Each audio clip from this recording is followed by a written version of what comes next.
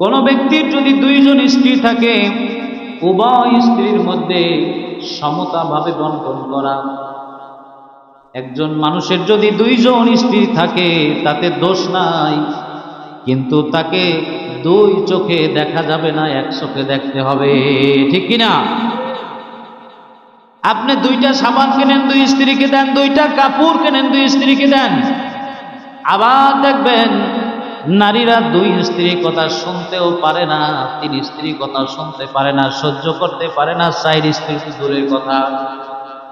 কিন্তু আল্লাহ সুবহানাহু ওয়া তাআলা পবিত্র কোরআনের মধ্যে বলছেন, জানাইয়া দিয়েছেন, এই পৃথিবীর জমিনে আমরা যদি একজন ব্যক্তি একটি বিবাহ করি আমাদের জন্য যথেষ্ট, যদি না হয় আল্লাহ রাব্বুল আলামিন বলেন যদি তোমাদের আরো প্রয়োজন হয়, মা তাবা লাকুম মিনান নিসাই মাসনা ওয়া সুলাসা ওয়া রুবা, তোমরা একে না হলে দুই করো, দুইতেও যদি তোমার আরো যদি প্রয়োজন হয় তাহলে তিনজন করো, এরপরে তিনজনের পরেও যদি তোমার প্রয়োজন হয়, তুমি তিনজনের উপরে যদি সুন্দর এক দৃষ্টি রাখতে পারো তাইলে তোমরা চতুর্থ জনও করতে পারবা, চারের উপরে আর যাওয়া যাবে না, ঠিক কিনা বলেন?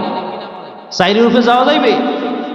এখন যদি একজন নারী বলে সিসি আহায় দুই বিবাহ করছে, তাহলে আল্লাহ পাকের কোরআনকে সি করা হইল, ঈমান যাওয়ার আশঙ্কা আছে। কারণ ইসলাম বলছে চারটা পর্যন্ত করা যাইবে, যেই ব্যক্তি করবে সেই ব্যক্তির উচিত হবে যদি চারটাকে যদি এক চোখে দেখতে পারে তাইলে সুন্দরভাবে ওই ব্যক্তি চারটাও করতে পারবে, তাতে অসুবিধা না। আল্লাহ রাব্বুল আলামিন বলেন, ফাইন খিফতুম আল্লা তা'দিলু ফাওয়াহিদাতান আও মা মালাকাত আইমানুকুম, তোমরা যদি আশঙ্কা মনে করো দুইজন বিবাহ করলে পরে দুইজনকে একভাবে দেখতে পারবে না, এক চোখে দেখতে পারবে না, সমদৃষ্টি দিতে পারবে না, তাহলে তোমাদের জন্য একজনই যথেষ্ট। কয়জন? যদি মনে করে দুইজন বিবাহ করলে পরে দুইজনেরকে এক দৃষ্টি দিতে পারবে না, সমস্যা যা আছে আরো সমস্যা বাড়বে, অশান্তি যা আছে আরো বাড়বে, তখন কি করবো? একজনই তার জন্য যথেষ্ট। বলি সুবহানাল্লাহ। ভাইরা আমার, বন্ধুরা আমার, তাইলে বলে আল্লাহ রাসূল সাল্লাল্লাহু আলাইহি ওয়াসাল্লাম বলছেন, নবীজি সাল্লাল্লাহু আলাইহি ওয়াসাল্লাম যখন সাহাবায়ে কেরামদেরকে তালিম দিতেন, যখন এই আয়াত নাজিল হলো, ইয়া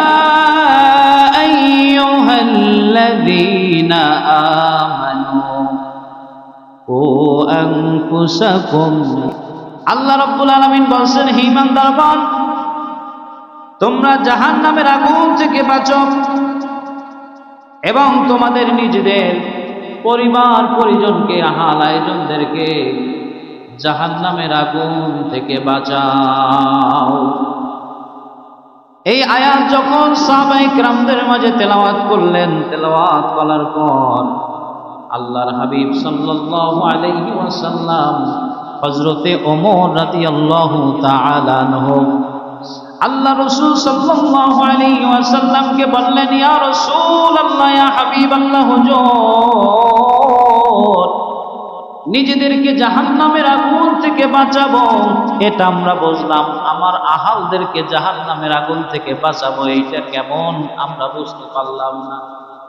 তখন তাফসিরে মাফাতিহুল গায়ব, তাফসিরে কবি আল্লামা ফখরুদ্দীন রাজি রাহমাতুল্লাহি আলাইহি তার তাফসিরের কিতাবের মধ্যে 21 নম্বর খণ্ড 87 নম্বর পৃষ্ঠার মধ্যে এই কথা লিখেছেন, তোমরা নিজেরা জাহান্নামের আগুন থেকে বাঁচবে আর তোমাদের স্ত্রী পরিবার সন্তান সন্ততি এদেরকে জাহান্নামের আগুন থেকে বাঁচাবে। এর মানে হলো তোমার স্ত্রীকে তুমি ভালো কাজের আদেশ দিবে। সুবহানাল্লাহ। স্ত্রীকে ভালো কাজের সহযোগিতা করা, এই কথা দ্বারা আমরা দুইটা জিনিস পাই। একটা জিনিস হলো তাদেরকে আল্লাহ পাক যত ভালো হুকুম করেছে, যত আদেশ করেছেন, এই আদেশগুলো আমার স্ত্রীকে করা জানায়া দেওয়া। বলেন সুবহানাল্লাহ। আল্লাহ পাকের যত আদেশ আছে সব আদেশগুলো মানার জন্য স্ত্রীকে বলা, এটা হলো স্বামীর দায়িত্ব। ঠিক কিনা বলেন? দ্বিতীয় নাম্বার হলো আল্লাহ পাক যত নিষেধ করেছেন সমস্ত নিষেধগুলো স্ত্রীকে বলা, নিষেধগুলো করা, এটা স্বামীর দায়িত্ব। আল্লাহ রাব্বুল আলামিন বলেন, ইয়া আইয়ুহাল্লাযীনা আমানু কু আনফুসাকুম ওয়া আহলিকুম নারা। হে ইমানদারগণ, তোমরা নিজেরা জাহান্নামের আগুন থেকে বাঁচো এবং তোমাদের পরিবার পরিজন আহালদেরকে তোমরা জাহান্নামের আগুন থেকে বাঁচাও। আল্লাহ রাব্বুল আলামিন বলেন, ওয়াকুদুহান নাসু ওয়াল হিজারা। আল্লাহ রাব্বুল আলামিন বলেন, মানুষ এবং পাথর হবে জাহান্নামের ইন্ধন। জাহান্নাম যখন প্রথম জ্বালাইবে, মানুষের দ্বারা জ্বালাইবে, মানুষের দ্বারা প্রথম শুরু করবে। দেখবেন আমরা যখন লাকড়ির চুলায় রান্না করি তখন একটা বড় চলা দিলে কিন্তু জ্বলতে চায় না। ওইটারে সুন্দরভাবে কিছু আগে পাতা দিয়া বা কিছু দিয়ে আগে জ্বালাইতে হয়, কেরোসিন দিতে হয়, ঠিক কিনা? এইরকম দুনিয়ার জমিয়ে কিছু জাহান্নামের কীট আছে, ওই জাহান্নামের কীট দিয়া মানুষ এবং পাথর দিয়ে আল্লাহ সর্বপ্রথম জাহান্নামের মধ্যে জ্বালানিটা শুরু করে দিবে। এই জন্য বলছেন, নিজে জাহান্নাম থেকে বাঁচো, পরিবার পরিজনকে জাহান্নাম থেকে বাঁচাও। ঠিক কিনা বলেন? তাহলে নিজে বাঁচলাম, নিজে আল্লাহ হয়ে গেলাম, জান্নাতি মানুষ হয়ে গেলাম, নিজে ভালো কাজ করে দেখতে আসি আমার পরিবার, আমার স্ত্রী, আমার সন্তান সন্ততি জাহান্নামে যায়, জাহান্নামের কাজ করে, জাহান্নামে গেলে যেই কাজ করতে হয় ওই কাজ করে, তাকে ফিরানো লাগবে কি লাগবে না? কি লাগবে না? যদি জাহান্নামের আগুন থেকে আপনি নিজে বাইসা গেলেন, আপনি নিজে বাঁচলেন, স্ত্রী যখন জাহান্নামে যাইবে, সন্তান যখন জাহান্নামে যাইবে, তখন জাহান্নামের দরজায় বলবে, আমাকে জাহান্নামে দিবেন না, কারণ আমার পিতা অথবা আমার স্বামী আমাকে খারাপ কাজ যে আমি করেছি এটা দেখছে, এটা বলে নাই, নিষেধও করে নাই, আল্লাহ পাকের আদেশও কয় নাই, নিষেধও কয় নাই। এখন আমি কি করব? এখন যদি জাহান্নামে যেতে হয় আমার স্বামীরে দিয়া দেয়। ঠিক কিনা বলেন? আমার কথা নয়, বানানো কথা নয়। আল্লাহ নবী সাল্লাল্লাহু আলাইহি ওয়াসাল্লাম বলছেন, তোমরা আল্লাহ পাকের যত হুকুম আছে, আদেশ আছে, তোমাদের স্ত্রীদেরকে বলো, যত নিষেধ আছে তাও তোমাদের স্ত্রীদেরকে বলো, যত খারাপ কাজ আছে তার থেকে তুমি নিষেধ করো।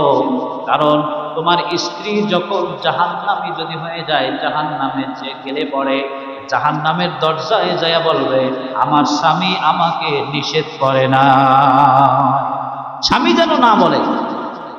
এই জন্য বাজার, এই পৃথিবীর জমিনে আল্লাহ রাব্বুল আলামিন আমাদেরকে যত ভালো কাজ হুকুম করেছেন, এই ভালো কাজগুলো ব্যক্তি জীবনে, পারিবারিক জীবনে, সামাজিক জীবনে, রাষ্ট্রীয় জীবনে, অর্থনৈতিক জীবনে সব জায়গায় করা লাগবে কি লাগবে না?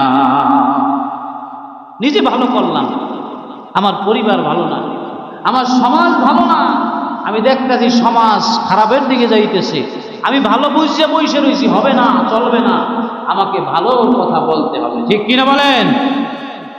ভাইরা আমার, বন্ধুরা আমার, কেউ মানুক বা না মানুক, কেউ বুঝুক বা না বুঝুক, আমাকে বলার দায়িত্ব দিয়েছে কে? সবাই বলেন আল্লাহ। নাইলে আল্লাহ আপনাকে ধরবে। কারণ কুনতুম খায়রা উম্মাতিন উখরিজাত লিন-নাস তা'মুরুনা বিল মা'রুফি ওয়া তানহাউনা 'আনিল মুনকার।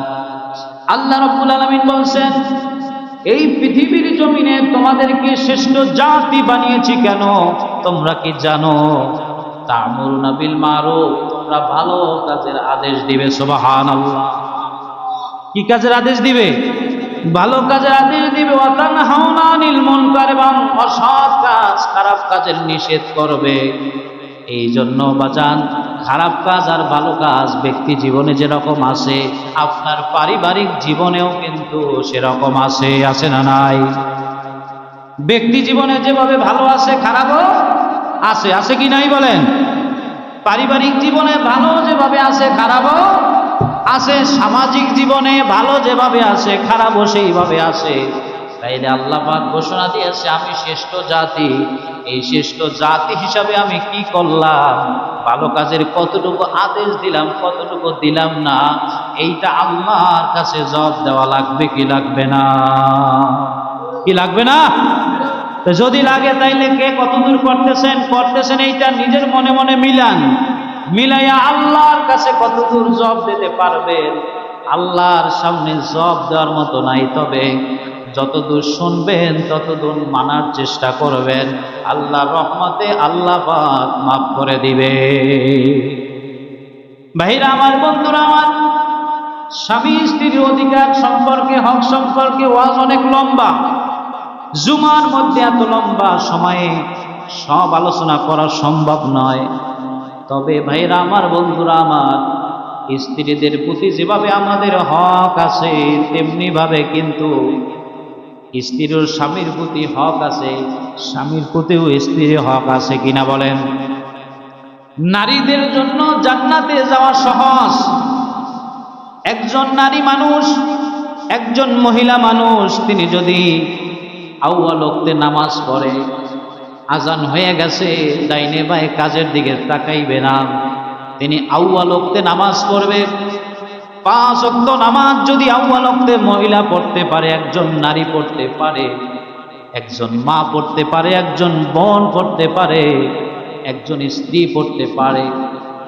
2 নাম্বার হলো রমজানুল মুবারকে যদি রমজানের 30টি রোজা পালন করতে পারে। 3 নাম্বার হলো স্বামীর খেদমত যদি করতে পারে, স্বামীর মাল যদি হেফাজত করতে পারে, নিজের শরীরকে পর পুরুষের থেকে হেফাজত রাখতে পারে।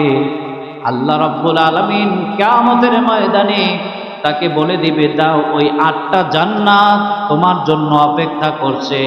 8টা জান্নাতের যেই দরজা দিয়ে ইচ্ছা তুমি সেই দরজা দিয়ে জান্নাতের মধ্যে প্রবেশ করো। সুবহানাল্লাহ। তাইলে নারীদের জন্য জান্নাতে যাওয়া সহজ। মা বোনদের ওয়াজ শেষ। স্বামীর খেদমত করবে, স্বামীর মাল হেফাজতে রাখবে। স্বামীর খেদমত করতে হলে স্বামীর সাথে ভালো ব্যবহার করা লাগবে কি লাগবে না? কি লাগবে না? স্বামী যেন খুশি থাকে।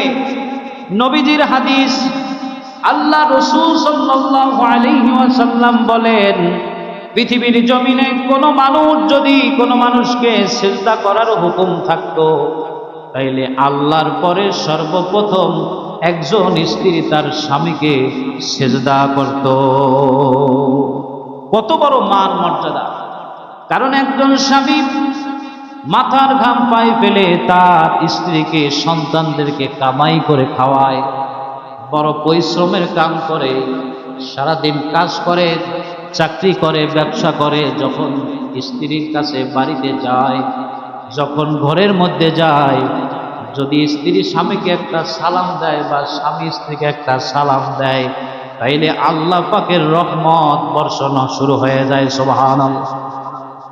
অনেক স্ত্রী আছে সালাম নাই, কালাম নাই, স্বামী আছে সালাম দেয় না। কারণ সালাম দিলে মানুষের মধ্যে মহব্বত বাড়ে, আল্লাহ পাকের রহমত নাজিল হয়, মানুষের মধ্যে মনোমালিন্য থাকে না। সালাম যে আগে দেয় তার মধ্যে কোনো হিংসা থাকে না। সুবহানাল্লাহ। আপনি ঘরে গেলেন, সালাম দিলেন, আপনি দেখতে পাইতেছেন স্ত্রী নামাজ রেখে সে কাজ করতেছে, রান্না বান্না করতেছে। আপনি আল্লাহ পাকের হুকুম তাকে আগে বলেন, আগে কাজ বন্ধ করে নামাজ পড়ো, তারপরে কাজ করো। বলেন সুবহানাল্লাহ। এখন আগে নামাজের দরকার নাই এমন স্ত্রী আছে, ডিপ্রেশনে থাকে। স্বামী এসে যদি সময় মতো খাবার না পায়, তখন রেগে যাবে, কিসের নামাজ কিসের কি, আগে আমি রান্না বান্না করে স্বামীর খাবার তৈরি করে নেই। আছে কি নাই বলে? স্ত্রীকে ডিপ্রেশন দেয়, অশান্তি দেয়, চাপ দেয়। এই কারণেই তো স্ত্রী নামাজ ভুলে গেছে, আল্লাহরে ভুলে গেছে।